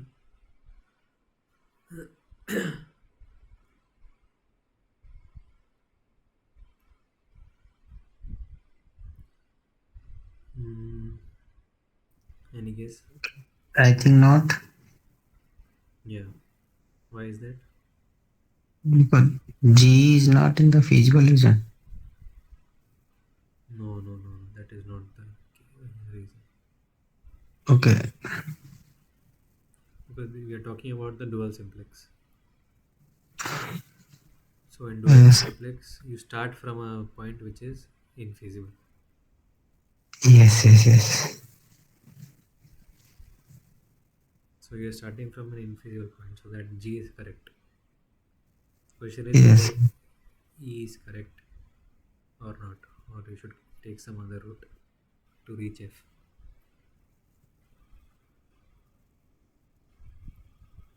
But E is feasible, right? Yes. So if E is feasible, then it has to be optimal. Yeah. So that means but it's told to us that F is the optimal point. So this path is not possible. This post path is not possible. Yes. GHF will be a path. Can be a path. GHF. Yeah. That can be Mm. a path. So Yes. this is a no. Since E is feasible But not optimal. but not optimal.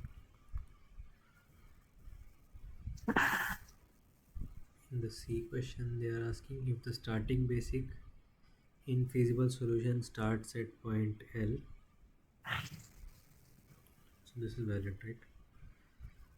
Identify a possible path of the dual simplex method that leads to the optimum feasible point at point F.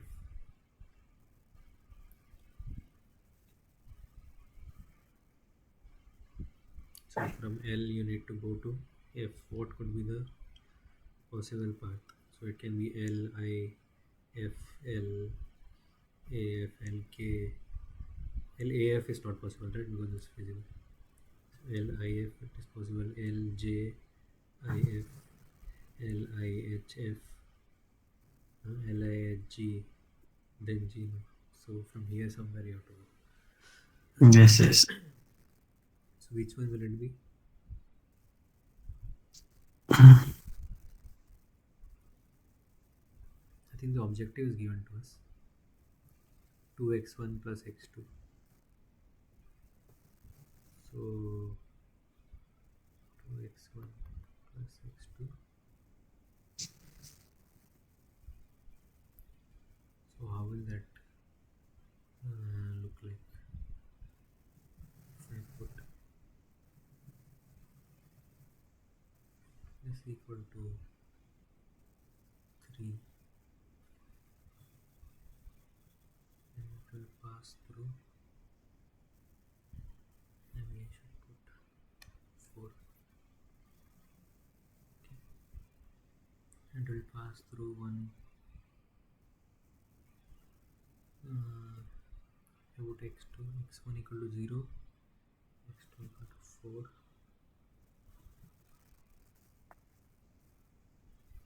and if I put x2 equal to 0 and x1 equal to 2,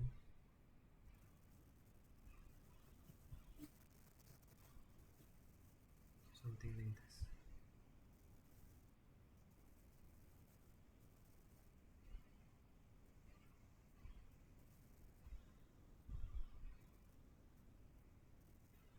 Okay,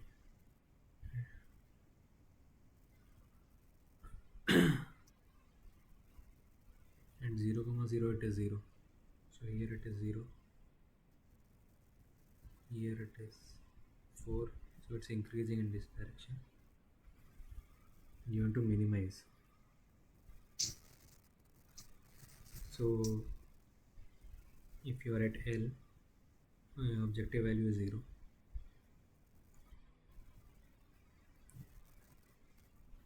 But you will try to maximize, right? So the best you will go to the nearest one. I think will be I. From I you may go to H. From H you may reach F, right? IHF. That is possible. Mm,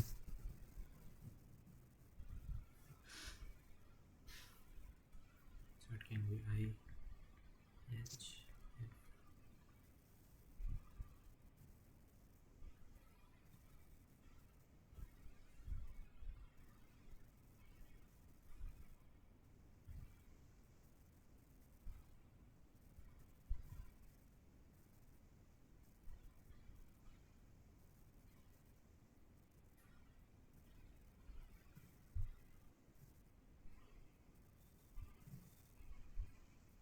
Yeah, I think it will be that one. IHF. Because at H your at I the value is 0. At H the value is uh, H2 is 2. H it is 2. And at F it is like 0.5 2 into 0.5 plus 1.5, which is 3.5. Right? At F it is 3.5. So it's increasing like this. So IHF makes sense, right?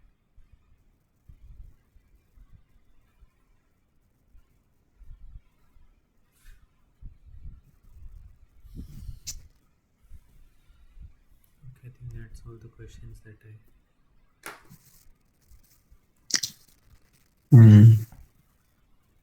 Have What? you checked assignment 2 questions? Yeah, you pointed out some in this thing, right? I Yeah, also mailed them, but I also didn't get any reply from them. yeah, okay, fine. Maybe I'll send a reminder after a few days again. Mhm. Yes, yes. And in assignment 3 there is one question. Assignment 3. Yeah, the Okay. multi select question is there. Assignment 3 solutions are out. Yes, the solutions are out. Okay. One multi select question is there, right? And the options are given 1 and D.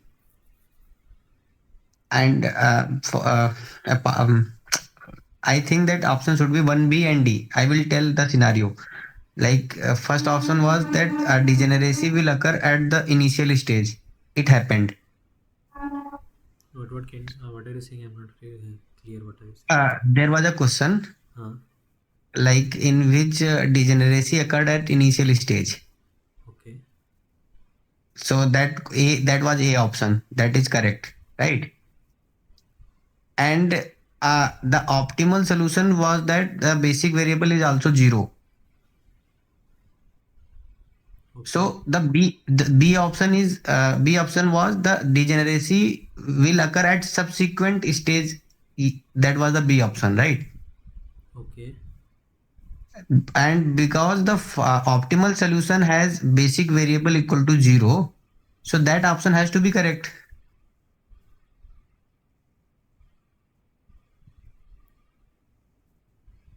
Are you getting? No. Okay, I'm saying that suppose we start simplex table, right? Yeah. We choose initial basic feasible solution, right? Yeah. In first initial basic solution, feasible solution was like x1 equal to 1 basic variable has is equal to 0. Yeah. Then the degeneracy occurred at initial stage Okay. because one basic variable is 0 Yeah. and the constraint was equality type, right? Okay. Then that option is correct. Huh. In the final answer, that option is correct that degeneracy occurred at initial stage. Okay. Okay. Then we start iterating. Huh. In final simplex table, we got optimal solution Huh. and one basic variable was 0. Okay. Okay. Then it means that the degeneracy has occurred at subsequent steps as well, right? Uh, And that was an optimal solution. for optimal solution, I don't know if you want to say it's degenerate. But if suppose we are following simplex method Hmm. and iterating and if a last optimal solution is also some basic variable is 0, it means that is a degenerate solution, right? Uh,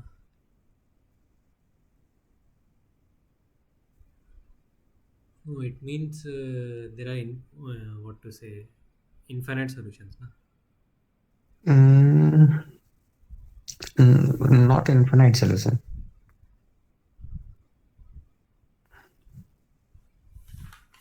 Suppose the in Basic, final you're in you're final saying in uh, I don't have copy right now here, otherwise I will told you. That question has been taught in the class as well. okay. And the constraint was equality types. So we don't need to add artificial variable there because initial basic feasible solution was obtained without artificial variable. In this, I can see there is x1, x3. Yeah.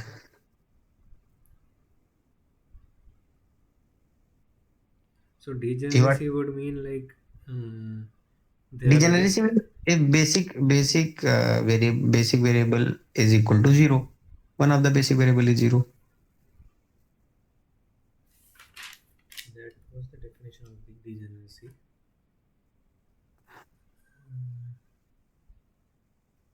I think that is I don't know. Yeah, the basic variable is 0. Yeah. Like how So I look at it is there are redundant constraints. Because of yes, redundant constraints, yeah, there will be a basic, like there will be 0 in the basic variable. yes. So degeneracy occurred at initial stage. Okay, yes. Then I will follow simplex iteration. Yeah.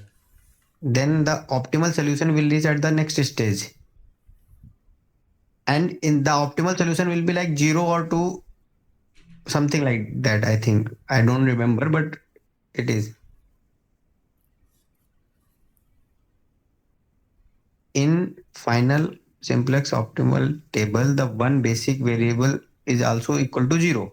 Yeah, I got what you're saying. Yes. So this means the next step, in next step as well, we are getting a degenerate solution, Hmm. and that is optimal. So B option has to be correct. It is saying that degeneracy occurred at subsequent stage, and the D option is correct. Like it is saying the optimal solution, that is correct. So that therefore I marked A, B, and D, but they took the A and D only. No, but if degeneracy has to come at some iteration, uh, then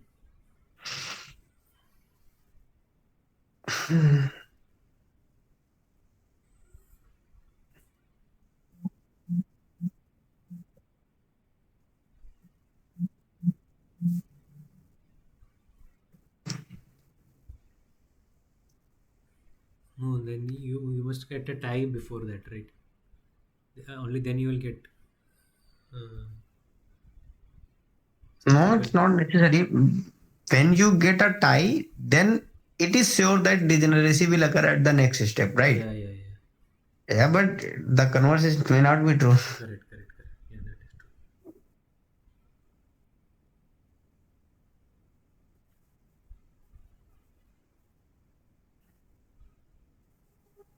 Hmm. So that was one more query from my side. Yeah, I think that makes sense. Uh, because that is the only question I got incorrect in assignment 3. I thought that B options, one B, A, B, and D should be correct. Yeah, yeah.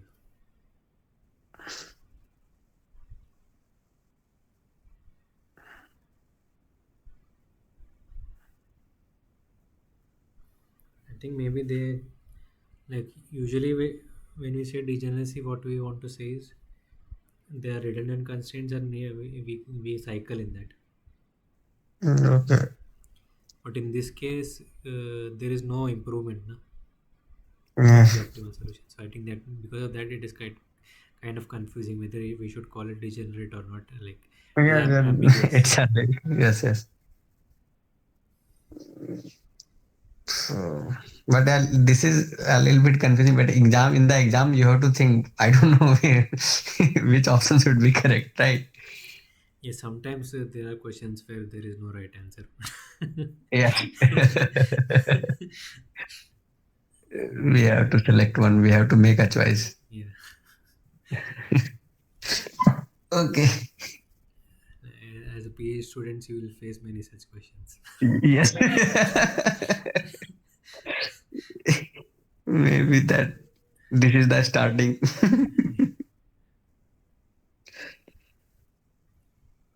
Okay.